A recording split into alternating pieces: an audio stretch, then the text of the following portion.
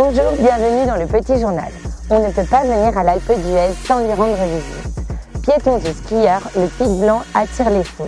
Suivez-nous pour une visite guidée avec Fred. C'est le symbole de toute une station. Le souvenir que chacun des 300 000 visiteurs annuels veut immortaliser. Du haut de ses 3330 mètres, le Pic Blanc surplombe l'Alpe d'Huez.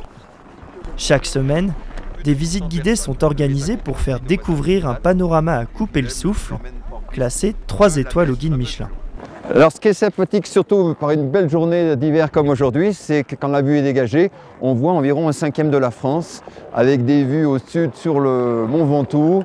On a vu les premiers contreforts à l'ouest du Massif central.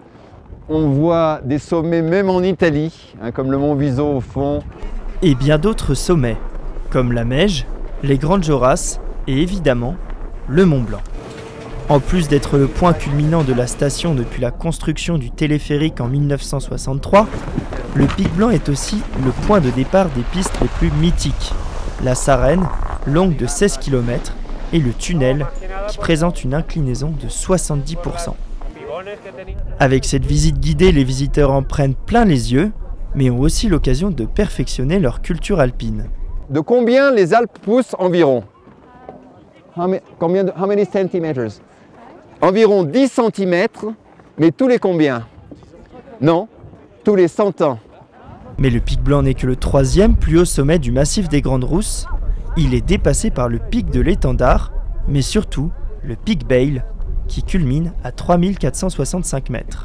Le Pic Bail, c'est le nom d'un curé alpiniste qui a fait à peu près toutes les premières sur ce massif des Grandes Rousses, mais ça remonte à longtemps. Il était donc au village d'Auze, un peu plus bas, et il a fait la plupart des sommets environnants dans les années 1870 à peu près. Lieu incontournable de Loisan, le Pic Blanc bénéficie en plus de 300 jours d'ensoleillement par an, alors n'hésitez plus et allez prendre de la hauteur. Tout de suite, direction l'espace Beaux-Arts à Auvergne, au Palais des Sports et des Congrès, pour une toute nouvelle exposition de peinture.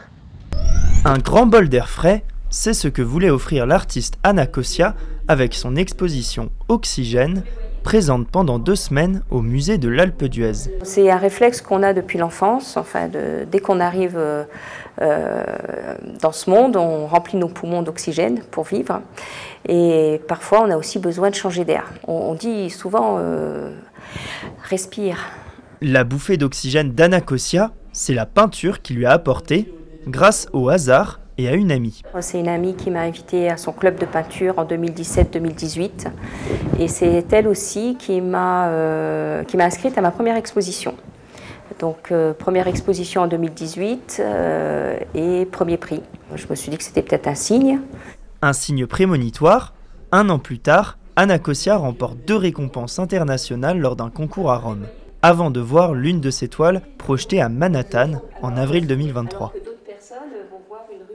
Relief, sable et même parfois paillettes, Anna Kossia n'est jamais à court de stratagèmes pour surprendre l'œil du public et des professionnels de l'art. J'ai une phrase fétiche qui est « l'abstrait, ma liberté d'imaginer ». Je peux très bien peindre des sphères que peindre quelque chose de moins abstrait ou de très abstrait. Je suis constamment en recherche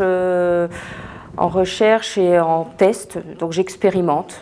Si ces toiles voyagent et font voyager ses spectateurs, l'art d'Anna Kossia a aussi une autre ambition.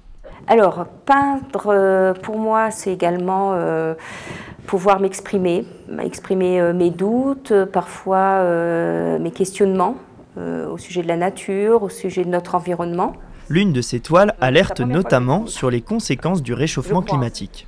Et cette toile, en fait, c'est un peu les glaciers qui sont en train de fondre avec bien sûr tout ce blanc, mais en même temps l'eau qui coule ici. Et puis j'ai voulu aussi rajouter cette petite grenouille, c'est le symbole du renouveau.